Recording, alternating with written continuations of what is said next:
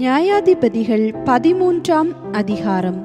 இஸ்ரவேல் புத்திரர் மறுபடியும் கர்த்தரின் பார்வைக்கு பொல்லாப்பானதை செய்தபடியால் கர்த்தர் அவர்களை 40 வருஷம் அளவும் பெலிஸ்தியர் கையில் ஒப்பு கொடுத்தார்.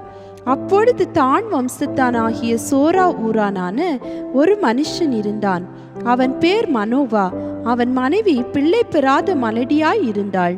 கர்த்தருடைய தூதனானவர் அந்த ஸ்திரீக்கு தரிசனமாகி அவளை நோக்கி, இதோ பிள்ளை பெறாத மலடியான நீ கர்ப்பம் தரித்து ஒரு குமாரனை பெறுவாய். ஆதலால் நீ திராட்சரசமும் மதுபானமும் குடியாத படிக்கும், தீட்டானது ஒன்றும் புசியாத படிக்கும் எச்சரிக்கையாயிரு. நீ கர்ப்பம் தரித்து ஒரு குமாரனை பெறுவாய். அவன் தலையின் மேல் சவரகன் கத்தி படலாகாது. அந்த பிள்ளை பிறந்தது முதல் தேவனுக்கென்று நஸ்ரேனாய் இருப்பான். அவன் இஸ்ரவேலை பெலிஸ்தியரின் கைக்கு நீங்களாக்கி ரட்சிக்க தொடங்குவான் என்றார். அப்பொழுது அந்த ஸ்திரீ தன் புருஷனிடத்தில் வந்து, தேவனுடைய மனுஷன் ஒருவர் என்னிடத்தில் வந்தார். அவருடைய சாயல் தேவனுடைய தூதரின் சாயலைப் போல மகா பயங்கரமாயிருந்தது. எங்கே இருந்து வந்தீர் என்று நான் அவரிடத்தில் கேட்கவில்லை. அவர் தம்முடைய நாமத்தை எனக்கு சொல்லவும் இல்லை. அவர் என்னை நோக்கி, இதோ நீ கர்ப்பம் தரித்து ஒரு குமாரனை பெறுவாய். ஆதலால் நீ திராட்சரசமும் மதுபானமும் குடியாமலும் தீட்டானது ஒன்றும் புசியாமலும் இரு. அந்த பிள்ளை பிறந்தது முதல் தன் மரண நாள் மட்டும் தேவனுக்கென்று நஸ்ரேனாய் இருப்பான் என்று சொன்னார் என்றாள். அப்பொழுது மனோவா கர்த்தரை நோக்கி விண்ணப்பம் பண்ணி, என் ஆண்டவரே, நீர் அனுப்பின தேவனுடைய மனுஷன் மறுபடியும் ஒரு விசை எங்களிடத்தில் வந்து பிறக்க போகிற பிள்ளைக்காக நாங்கள் செய்ய வேண்டியதை எங்களுக்கு கற்பிப்பாராக என்று வேண்டிக் கொண்டான். தேவன் மனோவாவின் சத்தத்துக்கு செவி கொடுத்தார். அந்த ஸ்திரீ வயல்வெளியில் இருக்கும் போது தேவனுடைய தூதனானவர் திரும்பவும் அவளிடத்தில் வந்தார். அப்பொழுது அவள் புருஷனாகிய மனோவா அவளோடு இருக்கவில்லை. ஆகையால் அந்த ஸ்திரீ சீக்கிரமாய் ஓடி, இதோ அன்று என்னிடத்தில் வந்தவர் எனக்கு தரிசனமானார் என்று தன் புருஷனுக்கு அறிவித்தாள். அப்பொழுது மனோவா எழுந்திருந்து தன் மனைவியின் பின்னாலே போய் அவரிடத்துக்கு வந்து, இந்த ஸ்திரீயோட பேசினவர் நீர்தானா என்று அவரிடத்தில் கேட்டான். அவர் நான் தான் என்றார். அப்பொழுது மனோவா, நீர் சொன்ன காரியம் நிறைவேறும் போது அந்த பிள்ளையை எப்படி வளர்க்க வேண்டும், அதை எப்படி நடத்த வேண்டும் என்று கேட்டான். கர்த்தருடைய தூதனானவர் மனோவாவை நோக்கி, நான் ஸ்திரீயோட சொன்ன யாவற்றிற்கும் அவள் எச்சரிக்கையாயிருந்து திராட்சை செடியிலே உண்டாகிறதொன்றும் சாப்பிடாமலும் திராட்சரசமும் மதுபானமும் குடியாமலும் தீட்டானதொன்றும் புசியாமலும் நான் அவளுக்கு கட்டளையிட்டதையெல்லாம் கை கொள்ள கடவுள் என்றார். அப்பொழுது மனோவா கர்த்தருடைய தூதனை நோக்கி, நாங்கள் ஒரு வெள்ளாட்டுக்குட்டியை உமக்காக சமைத்து கொண்டு வருமட்டும் தரித்திரும் என்றான்.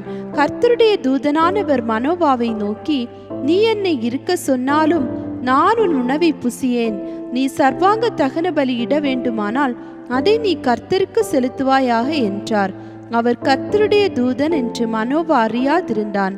அப்பொழுது மனோவா கர்த்தருடைய தூதனை நோக்கி, நீர் சொன்ன காரியம் நிறைவேறும் போது நாங்கள் உம்மை கனம் பண்ணும்படி உம்முடைய நாமம் என்ன என்று கேட்டான்.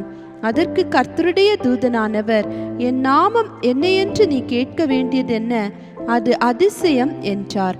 மனோவா போய் வெள்ளாட்டுக்குட்டியையும் போஜன பலியையும் கொண்டு வந்து அதை கன்மலையின் மேல் கர்த்தருக்கு செலுத்தினான். அப்பொழுது மனோவாவும் அவன் மனைவியும் பார்த்து கொண்டிருக்கையில் அதிசயம் விளங்கினது. அக்கினி ஜுவாலை பலிபீடத்திலிருந்து வானத்திற்கு நேராக எழும்புகையில் கர்த்தருடைய தூதனானவர் பலிபீடத்தின் ஜுவாலையிலே ஏறி போனார். அதை மனோவாவும் அவன் மனைவியும் கண்டு தரையிலே முகங்குப்புற விழுந்தார்கள். பின்பு கர்த்தருடைய தூதனானவர் மனோவாவுக்கும் அவன் மனைவிக்கும் காணப்படவில்லை. அப்பொழுது அவர் கர்த்தருடைய தூதன் என்று மனோவா அறிந்து தன் மனைவியை பார்த்து, நாம் தேவனை கண்டோம், சாகவே சாவோம் என்றான். அதற்கு அவன் மனைவி, கர்த்தர் நம்மை கொன்று போட சித்தமாய் இருந்தால் அவர் நம்முடைய கையிலே சர்வாங்க தகன பலியையும் போஜன பலியையும் ஒப்புக்கொள்ள மாட்டார். இவைகளை எல்லாம் நமக்கு காண்பிக்கவும் மாட்டார். இவைகளை நமக்கு அறிவிக்கவும் மாட்டார் என்றாள். பின்பு அந்த ஸ்திரீ ஒரு குமாரனை பெற்று அவனுக்கு சிம்சோன் என்று பெயரிட்டாள். அந்த பிள்ளை வளர்ந்தது. கர்த்தர் அவனை ஆசீர்வதித்தார்.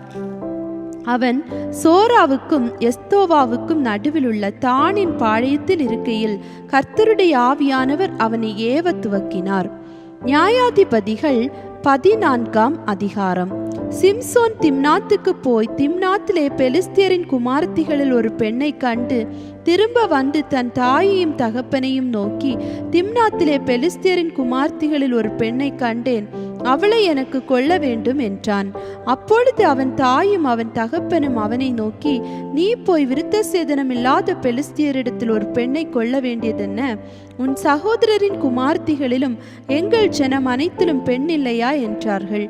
சிம்சோன் தன் தகப்பனை நோக்கி, அவள் என் கண்ணுக்கு பிரியமானவள், அவளையே எனக்கு கொள்ள வேண்டும் என்றான்.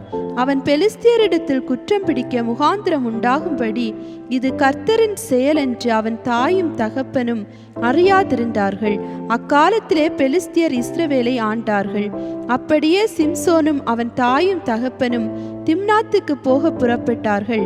அவர்கள் திம்னாத் ஊர் திராட்சை தோட்டங்கள் மட்டும் வந்தபோது இதோ கெர்ச்சிக்கிற பாலசிங்கம் ஒன்று அவனுக்கு எதிராக வந்தது.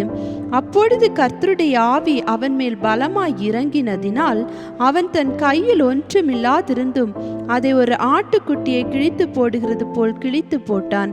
ஆனாலும் தான் செய்ததை அவன் தன் தாய் தகப்பனுக்கு அறிவிக்கவில்லை. அவன் போய் அந்த பெண்ணோடே பேசினான். அவள் சிம்சோனின் கண்ணுக்கு பிரியமாய் இருந்தாள். சில நாளைக்கு பின்பு அவன் அவளை விவாகம் பண்ண திரும்பி வந்து சிங்கத்தின் உடலை பார்க்கிறதற்கு வழி விலகி போனான். இதோ சிங்கத்தின் உடலுக்குள்ளே தேனீ கூட்டமும் தேனும் இருந்தது. அவன் அதை தன் கைகளில் எடுத்து சாப்பிட்டு கொண்டே நடந்து தன் தாய் தகப்பனிடத்தில் வந்து அவர்களுக்கும் கொடுத்தான். அவர்களும் சாப்பிட்டார்கள். ஆனாலும் தான் அந்த தேனை சிங்கத்தின் உடலிலே எடுத்ததை அவர்களுக்கு அறிவிக்கவில்லை.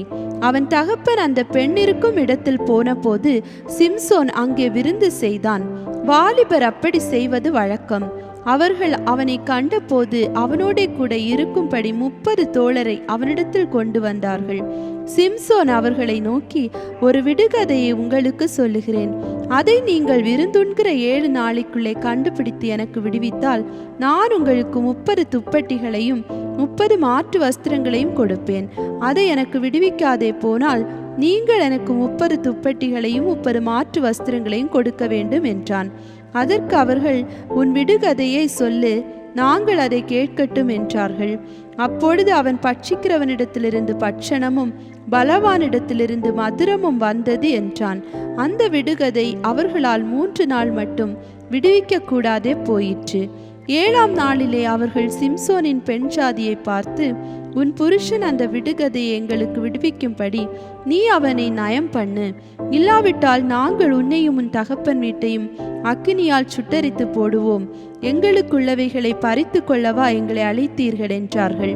அப்பொழுது சிம்சோனின் பெண் ஜாதி அவனுக்கு முன்பாக அழுது, நீ என்னை நேசியாமல் என்னை பகைக்கிறாய், என் ஜனங்களுக்கு ஒரு விடுகதையை சொன்னாய், அதை எனக்காவது விடுவிக்கவில்லையே என்றாள்.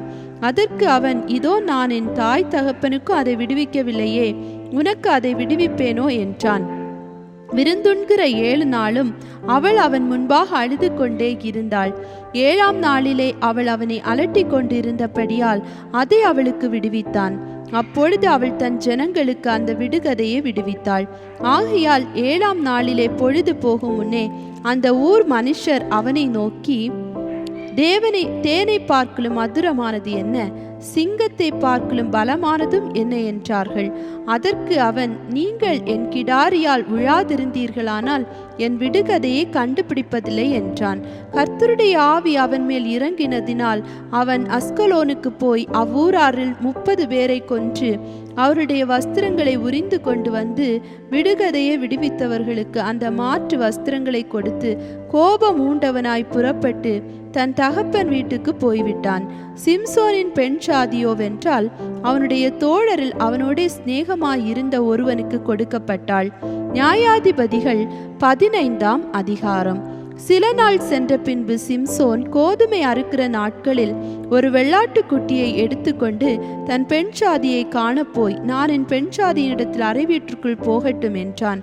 அவள் தகப்பனோ அவனை உள்ளே போக விட்டாமல், நீ அவளை முற்றிலும் பகைத்து விட்டாய் என்று நான் எண்ணி அவளை உன் சிநேகிதனுக்கு கொடுத்து விட்டேன். அவள் தங்கை அவளை பார்க்கலும் அழகானவள் அல்லவா? அவளுக்கு பதிலாக இவள் உனக்கு இருக்கட்டும் என்று சொன்னான். அப்பொழுது சிம்சோன், நான் பெலிஸ்தியருக்கு பொல்லாப்பு செய்தாலும் என்மேல் குற்றமில்லை என்று அவர்களுக்கு சொல்லி புறப்பட்டு போய் 300 நரிகளை பிடித்து பந்தங்களை எடுத்து வானோடே வாள் சேர்த்து 2 வாள்களுக்கும் நடுவே ஒவ்வொரு பந்தத்தை வைத்து கட்டி பந்தங்களை கொளுத்தி பெலிஸ்தியரின் வெள்ளாண்மையிலே அவைகளை ஓடவிட்டு கதிர்கட்டுகளையும் வெள்ளாண்மையையும் திராட்சை தோட்டங்களையும் ஒலிவ தோப்புகளையும் சுட்டரித்து போட்டான். இப்படி செய்தவன் யார் என்று பெலிஸ்தியர் கேட்கிற போது, திம்னாத்தானுடைய மருமகனாகிய சிம்சோன் தான். அவனுடைய பெண் சாதியை அவனுடைய சிநேகிதனுக்கு கொடுத்து விட்டபடியால் அப்படி செய்தான் என்றார்கள்.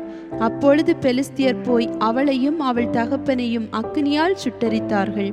அப்பொழுது சிம்சோன் அவர்களை நோக்கி, நீங்கள் இப்படி செய்தபடியால் நான் உங்கள் கையிலே பழிவாங்கினால் ஒழிய இளைப்பாறேன் என்று சொல்லி அவர்களை சின்னா பின்னமாக சங்காரம் பண்ணி பின்பு போய் ஏத்தாம் ஊர் கன்மலை சந்திலே குடியிருந்தான். அப்பொழுது பெலிஸ்தியர் போய் யூதாவிலே பாளையம் இறங்கி லேகி என்கிற வெளியிலே பரவி இருந்தார்கள். நீங்கள் எங்களுக்கு விரோதமாக வந்தது என்ன என்று யூதா மனுஷர் கேட்டதற்கு அவர்கள், சிம்சோன் எங்களுக்கு செய்தது போல நாங்களும் அவனுக்கு செய்யும்படி அவனை கட்டுகிறதற்காக வந்தோம் என்றார்கள். அப்பொழுது யூதாவிலே 3000 பேர் ஏத்தாமூர் கன்மலை சந்திற்கு போய், பெலிஸ்தியர் நம்மை ஆளுகிறார்கள் என்று தெரியாதா? பின்ன ஏன் எங்களுக்கு இப்படி செய்தா என்று சிம்சோனிடத்தில் சொன்னார்கள். அதற்கு அவன், அவர்கள் எனக்கு செய்தபடியே நானும் அவர்களுக்கு செய்தேன் என்றான். அப்பொழுது அவர்கள், உன்னை கட்டி பெலிஸ்தியர் கையில் ஒப்பு கொடுக்க வந்திருக்கிறோம் என்றார்கள். அதற்கு சிம்சோன், நீங்களே என்மேல் விழுகிறதில்லை என்று எனக்கு ஆணையிடுங்கள் என்றான். அதற்கு அவர்கள், நாங்கள் உன்னை இறுக கட்டி அவர்கள் கையில் ஒப்பு கொடுப்போமே அல்லாமல் உன்னை கொன்று போட மாட்டோம் என்று சொல்லி 2 புது கயறுகளாலே அவனை கட்டி கன்மலையிலிருந்து கொண்டு போனார்கள். அவன் லேகி வரைக்கும் வந்து சேர்ந்த போது பெலிஸ்தியர் அவனுக்கு விரோதமாய் ஆரவாரம் பண்ணினார்கள். அப்பொழுது கர்த்தருடைய ஆவி அவன் மேல் பலமாய் இறங்கினதினால் அவன் புயங்களில் கட்டியிருந்த கயறுகள் நெருப்புப்பட்ட நூல் போலாகி அவன் கட்டுகள் அவன் கைகளை விட்டு அறுந்து போயிற்று. உடனே அவன் ஒரு கழுதையின் பச்சை தாடை எலும்பை கண்டு தன் கையை நீட்டி அதை எடுத்து அதனாலே 1000 பேரை கொன்று போட்டான். அப்பொழுது சிம்சோன், கழுதையின் தாடை எலும்பில் குவியல் குவியலாக பட்டு கிடக்கிறார்கள், கழுதையின் தாடை எலும்பினால் 1000 பேரை கொன்றேன் என்றான். அப்படி சொல்லி தீர்ந்த பின்பு தன் கையில் இருந்த தாடை எலும்பை எறிந்துவிட்டு அவ்விடத்திற்கு ராமாத் லேகி என்று பெயரிட்டான். அவன் மிகவும் தாகமடைந்து கர்த்தரை நோக்கி கூப்பிட்டு, தேவரீர் உமது அடியேன் கையினால் இந்த பெரிய இரட்சிப்பை கட்டளையிட்டிருக்க, இப்பொழுது நான் தாகத்தினால் செத்து விருத்த சேதனம் இல்லாதவர்கள் கையிலே விழ வேண்டுமோ என்றான். அப்பொழுது தேவன் லேகியில் உள்ள பள்ளத்தை பிளக்க பண்ணினார். அதிலிருந்து தண்ணீர் ஓடி வந்தது. அவன் குடித்த போது அவன் உயிர் திரும்ப வந்தது. அவன் பிழைத்தான். ஆனபடியால் அதற்கு எந்தஹோரி என்று பெயரிட்டான். அது இந்நாள் வரையும் லேகியில் இருக்கிறது. அவன் பெலிஸ்தியரின் நாட்களில் இஸ்ரவேலை 20 வருஷம் நியாயம் விசாரித்தான்.